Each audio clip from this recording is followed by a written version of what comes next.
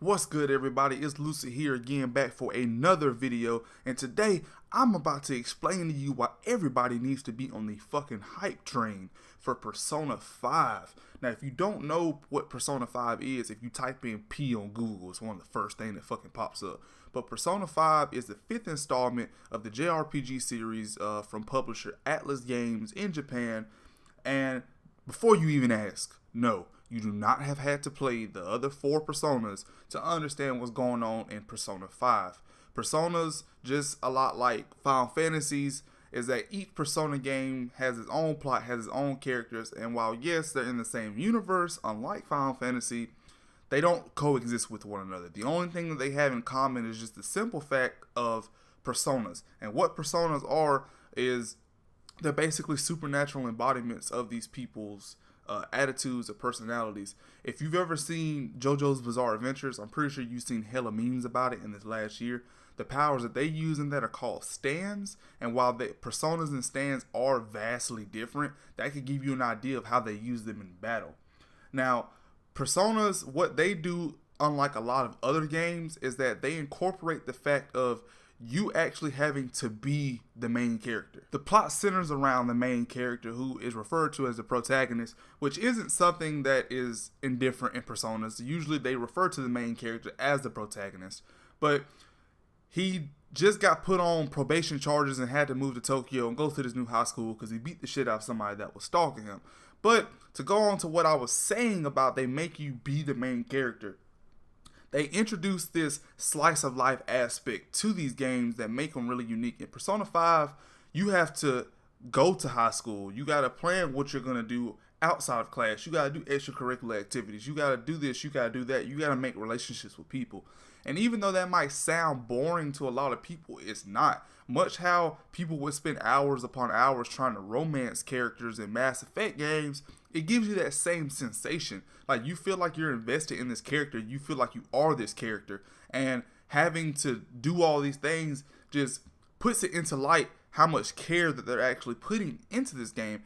Also, you have to put on this quote-unquote persona as a normal high schooler so that people don't get too much attention coming towards you. Of course, this is like the daytime aspect of the game. The nighttime aspect, and it's not like it's daytime, nighttime.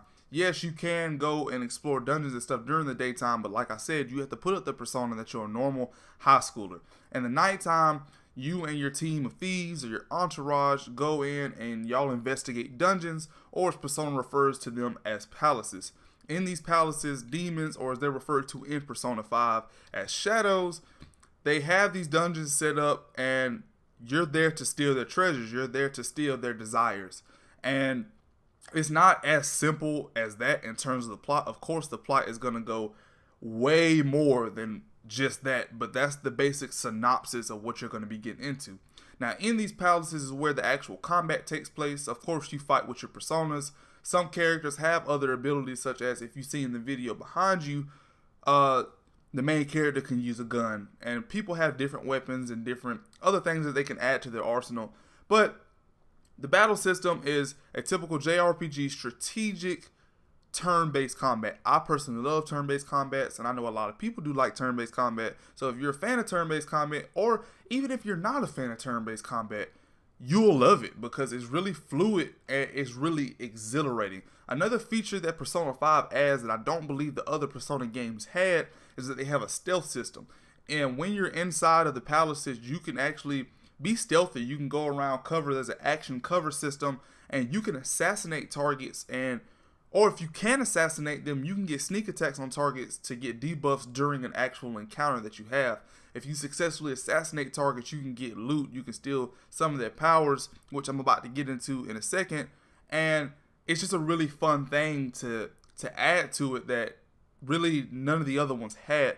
This game that is indifferent from the other Personas is that this game actually puts verticality in the game. You can scale buildings, you can scale scaffolds, and you can jump across chandeliers. It really adds a whole nother three-dimensional sense to the game's movement. Now, in terms of what happens after you defeat these shadows, these demons, is that you're left with a few choices. When you defeat shadows, you could decide to crush them. By crushing them, You'll maximize the amount of XP that you get. You can get items. It's possible that you can get items. The other features that you can do is that you could recruit them, and by recruiting them, you consume these shadows and you can get some of their powers. And now, while the rest of the party can only hold one shadow at a time, the main character can hold numerous shadows at the same time. So by consuming these shadows, you can get different types of powers that you could put in your arsenal to help you fight against enemies. And the last thing is that you can fuse. And by fusing, you can fuse these shadows with your personas or your party's personas to make them get stronger. You can also fuse together other people's personas, which is insane. And you can get in crazy powerful personas and different abilities just from using the fuse thing. I think them adding those 3 elements to defeating enemies is really crazy. And I love the fact that they're doing that. As well with the palaces, since you do have to withhold that persona, as a high schooler, there's also like time limits to almost everything that you do in the game. And there's also stamina when it comes to exploring palaces. By time limits, I mean, you can't just sit there and stay in a dungeon for 10 hours at a time. Like, you have to go to school in the morning. And like I said, a lot of people might find that weird. That's not something that people are really normal. That's not something that's really normal to people that play games like this, is that you have to uphold a persona of being a normal human being. And even if the plot revolves around that, you don't ever actually have to play it. But you do in this game, and I really love it. And you're going to love it too when you play it. But to get back on topic, yes, there's time limits, and your characters have stamina. You can't just go and keep killing people endlessly and they don't wear out. Of course they'll wear out and you'll have to leave and come back. A lot of these dungeons, you have to leave and come back multiple times to get all the way through them. At the end of these dungeons, of course, there's a boss fight. I'm pretty sure you can get the shadows or the personas from whatever the boss is. So I'm guessing they're going to be insanely strong. From the videos I'm seeing, the reviews I've been seeing, the personas and the shadows that some of the bosses have are insane. And another thing to add to why you should be on the fucking hype train for this game is simply longevity. One thing that JRPGs have over Western RPGs is that when they promise longevity, they mean it. And by longevity, I mean how long you can play the game before you're done with it. I've seen reporters say that it takes about 7 to 8 hours to really get out of that beginning level of the plot where you're still getting hit with multiple tutorials on how to do things. So the plot doesn't even really take off for about 7 to 8 hours. And that's something to put it into perspective. I've seen other reviewers say that they were 20 to 35 hours into the game and they were still learning new features. 20 to 30 hours into the game. So that means that this game is going to have well over 50 hours of gameplay. And that's insane. And while yes, Persona 4 did have about that as well, being able to have that amount of longevity in an RPG game is something that RPG players and JRPG players really look forward to. And sadly, in these past years, a lot of games haven't lived up to that expectation. So you can expect that from Persona 5. You're going to be able to play this game for a long time. There's going to be a lot of different ways you can go about the combat and how different ways you can be strategic about everything. Everything you do in this game has meaning. You're not doing anything for no fucking reason. Everything has meaning. The way you go about doing stuff in school can impact your relationship with your party and the type of abilities and the type of strengths that you and your party can achieve. And these all little bitty factors that coexist with one another is going to make you want to keep playing this game, which again is going to add to the longevity of it. And the last thing that I feel like is really going to tie people into this game is the UI and the music. As you can see in the videos behind you, Persona has a long history of having really unique UI. Like when you see a Persona UI, you know it's Persona. They use these really bold colors. And in Persona 4, they use the color of yellow or gold. In Persona 5, they're using the color of red. But their UI is so unique and it's so interesting. And every time you do something, every time you attack somebody, when you press start, when you interact with characters, it's all so bold and dynamic. And it just makes you get enveloped in it. And that's what people should strive to do in their games. They should strive to have an element as measly as a UI. Well, UIs are measly, but you get what I'm saying as compared to like the combat or the other features of it, that a UI could grip an audience into something. And that's ridiculous. and the music. Persona games always have really good music.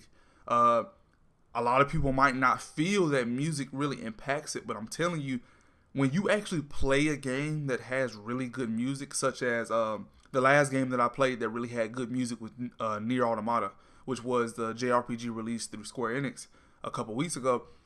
When you play a game that has really good music, you'll see the difference. And Persona 5 has some of the most fantastic music I've heard coming from a game. Like, they have like smooth jazz music. They have just other types of music that can just really envelop you in the game. Everything, it just feels like everything about this game is so well thought out, and so much care was put into it that I don't feel like anybody's going to be disappointed in this game. And if it's to put it into anybody's perspective of how good this game is, the only negative thing that I've seen I've looked at, I think, 28 different reviews for this game so far. And if you don't know, the game's already out in Japan. I believe it's about to drop in the UK if it hasn't already. But the only complaint I've seen is that they said that they felt that the graphics were downtoned because this is cross-compatible with PS3. But since Persona games have such a unique art style and a unique way to play as a JRPG, it doesn't really even bother people. And so when somebody has to nitpick to get a con from a game, that's how you know the game's good. I haven't seen a review anything less than a 9. I've seen multiple 10s for this game. Japanese reviewers, UK reviewers, reviewers in the States giving this game 9s and 10s. There's been an article that was released. There was an article that was released through a Japanese reviewer where they were literally saying that this is one of the first JRPGs other than a Final Fantasy title that they feel could really be on the board to be Game of the Year. And that's crazy coming from these different reviewers to say that this game is that great. So if you were considering buying this game, buy it. If you weren't considering buying this game, buy it. If you were kind of skeptical about buying this game, buy it. I can guarantee you on the credibility of myself that this game is going to be fucking phenomenal. I don't know whether or not the game is going to be Game of the Year. I don't know whether or not it's going to be the best game I've played. But I was already hyped for the game. I love Persona 4. And to see a game, I haven't seen a game get this amount of positive reviews in a long time. And even people that reviewed this game that are newcomers to the series just fell in love with it. So that's about a wrap for the video. If you enjoyed the video, leave me a thumbs up. If you're new here, subscribe for more RPG and JRPG content. Persona 5 comes out April 4th, 2017. Go ahead and pre-order it because I got mine. Peace.